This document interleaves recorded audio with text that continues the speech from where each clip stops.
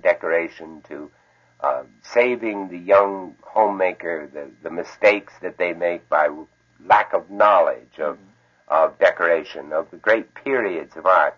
I think the reason they brought me into it is that I'm a fellow who believes that art is everything.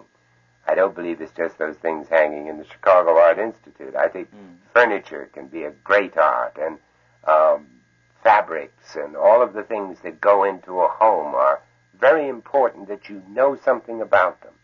And this course will be open to the public. It's a very nominal fee. And they give away samples and a place so that you can plan the position of your furniture and show you the periods of design and everything. I think it's a very exciting idea and can lead people to doing more interesting things, because as we become more and more at leisure, which we will do in this country, there will have to be shorter working hours and working days of the week. The home is going to become the great center of American living. And I think people are tired of bad taste, and they should know a little bit about what is good taste. Well, you've been a leader in good taste for a long time with your art interests and so many other things. I think that you'll help show them the way. Oh, thank you.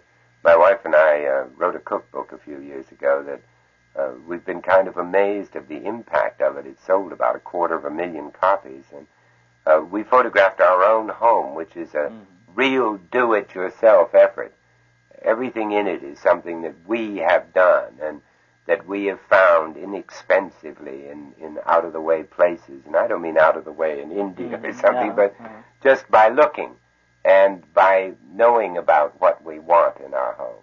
We have that cookbook in our home. Do you? Oh, I'm delighted. I want to thank you for some very fine meals, too. The recipes are marvelous. Very good. A treasury of great recipes.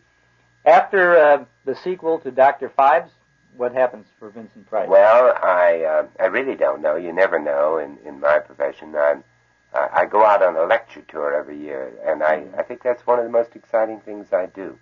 I've been in over 350 cities in the country, about 250 colleges, and I find America stimulating and exciting, and right now I think that all of us must do something for our country, because we're in great danger. We're in great danger as far as our world reputation is concerned. We must concern ourselves with the arts, with civilization, and this is sort of my message as I go around the country. So I do that every year. I'm going to do that in February. Well, you're spreading your message today on our program. Oh, thank you. Thank you very much for spending a few moments with us and reminiscing about radio. And we think that you're stimulating and exciting, and your contributions to radio and to motion pictures and television, too, have been major, and we thank you for that. Oh, thank you very much. Lovely being with you. Thank you, Vincent Price. Thanks. Chuck Shaden discussing radio with Vincent Price in 1971. Vincent Price, 60 years old at that time. He left us at the age of, the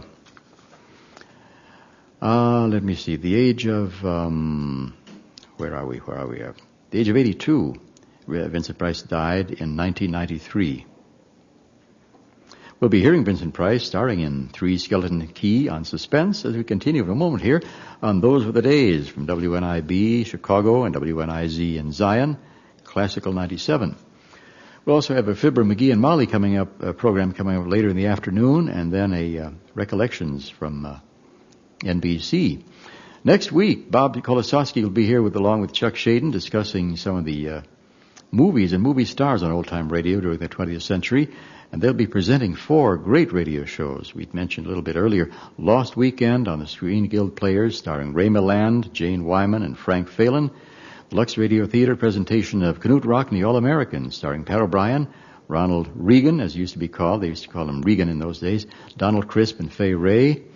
Screen Directors Playhouse presentation of Jezebel, starring Betty Davis in her Academy Award-winning role. And also Stagecoach, starring John Wayne, Claire Trevor, and Ward Bond on the Screen Director's Assignment. Those all next week on Those Were the Days. In 2 weeks, the 16th, Spotlight will be on Hans Conried, features a dramatic actor and a comedic actor. You'll be hearing him in The Adventures of Maisie, in 2 suspense programs, in My Friend Irma and Life with Luigi, and also in conversation with Chuck Shaden. And then 3 weeks from today, a Hallmark Playhouse presentation of Tree Grows in Brooklyn, Jason Sanborn's salute to Fred Allen, The Jungle Adventures of Frank Buck, Recollections of NBC, Passing Parade with Johnny Nesbitt, and a Gangbusters show. And then, the 30th, Halloween, that's the scary program. We'll just, I'd rather not talk about it. It's going to be so scary that I don't even think, I shouldn't say that. I don't even think you want to listen, but that wouldn't be, Chuck wouldn't want me to say that. No, you be sure to listen on the 30th, the Halloween show. You'll be scared to death, but listen. I'd like to invite you to subscribe to a magazine that brings you lots of great articles about the golden age of radio, a magazine about the glory days of motion pictures, the big band era, and the recollections of growing up in gentler times. A magazine that's always filled with wonderful photos of your favorite performers. It's our Nostalgia Digest, and if you're not a subscriber, we think you're missing out on something special. Every other month, 6 times each year, the Nostalgia Digest comes to you with 40 pages of articles from and about the era we celebrate every Saturday afternoon here on WNIB. And each issue contains a detailed 2-month Those Were the Days program schedule, listing in order the vintage programs we play, including the original broadcast dates, the titles of the stories, the names of the stars and supporting players, and even a line or two describing each show, plus sponsor and network identification. A 1-year subscription is only $15, and you can subscribe right now when you call our studio number, 312-629-6030. That's area 312-629-6030. We'll begin your subscription with our October-November issue, featuring a cover story about our listeners' choices for the 20 best old-time radio shows of the 20th century. And there's an article about comedian Fred Allen, and others about singer Buddy Clark, Frank Buck, and a memory of the War of the Worlds, plus a story about Halloween origins, and one about Beverly Garland's early TV series Decoy. Another highlight, or perhaps it's the lowlight of this issue, is my own recollection of my 40 years in Chicago radio. Call our studio now to begin your subscription, 312-629-6030. Use your Visa, Discover, or MasterCard, or we'll send you a bill, 312-629-6030. If you like, you can mail $15 for a 1-year subscription to Nostalgia Digest, Box 421, Morton Grove, Illinois, 60053. Or you can subscribe when you visit or call Metro Golden Memories in Chicago. Your support helps keep Those Were the Days on the air, and we certainly appreciate that. So subscribe now to our Nostalgia Digest and Radio Guide. Call 312-629-6030, and we'll get your first issue out to you by first-class mail. Al and the boys get away to a flying start with Boo-Hoo.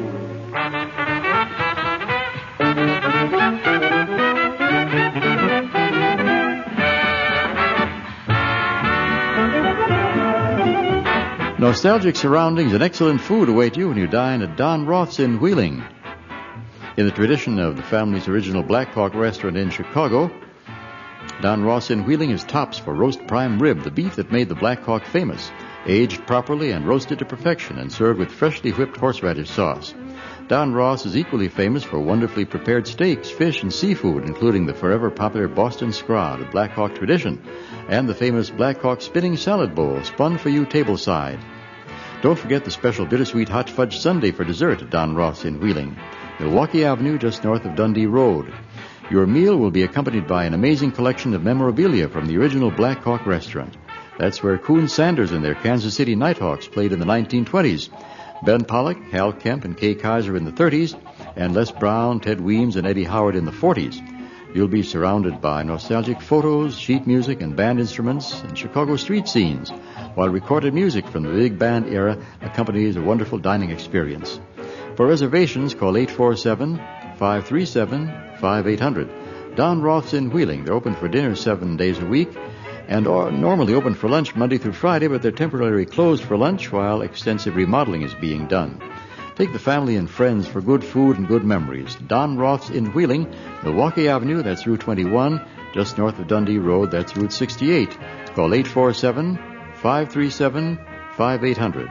And be sure to tell him you heard about the place on Chuck Shaden's radio show, 847-537-5800. Don Roth's in Wheeling.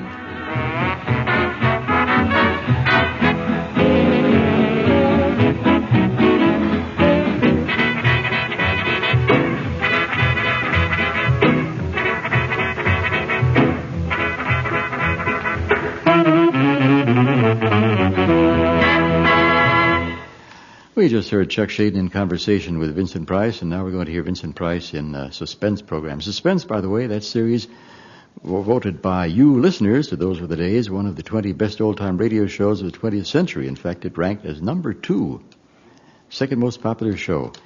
And this program is dating from October 19th, 1958. Nominally, it was a half-hour program, but actually the program is only 19 minutes. There are no commercials in the program. It was sustaining, and it was in the dying days of old-time radio. Probably there was a 5-minute newscast at the beginning of the half hour, another 5-minute feature at the end, which left only 20 minutes, and then another 19 was taken up with some kind of a promotional announcement or commercial at the end. So it's only 19 minutes long.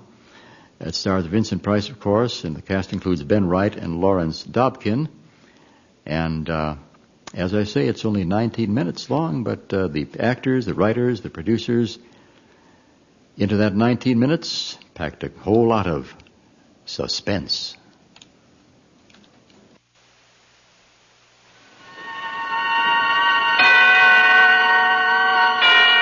Suspense. And the producer of radio's outstanding theater of thrills, the master of mystery and adventure, William N. Robeson. Among the great classics of radio drama, none is more memorable than Three Skeleton Key, although few who have heard it would remember it by that title. To them, it is simply that story about the rats. And that it is, an unforgettable experience in horror. We repeat it now because we can't help ourselves. We like to scare as well as you like to be scared. Listen then as Vincent Price stars in Three Skeleton Key, which begins in just a moment. And now, Three Skeleton Key, starring Vincent Price. A tale well calculated to keep you in suspense.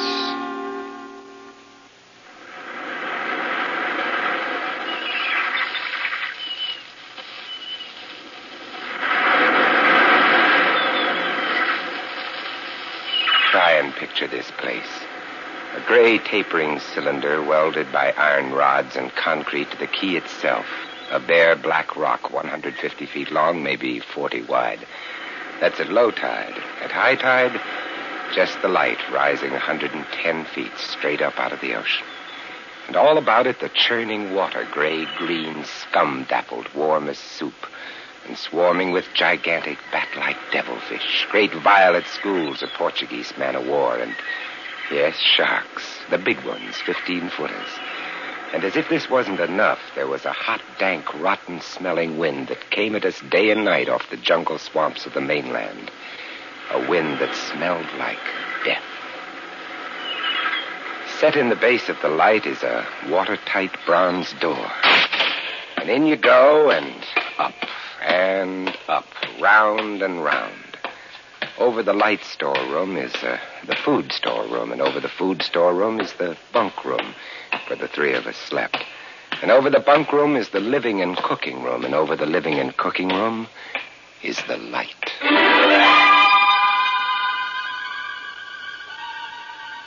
She was a beauty, balanced like a ballerina on the glistening steel axle of her rotary mechanism. My companions in the light were an odd and opposite pair. Big Louie, the head man who hardly ever talked, and Auguste, who never stopped. But it wasn't a bad life, especially at night when the others were snoring in their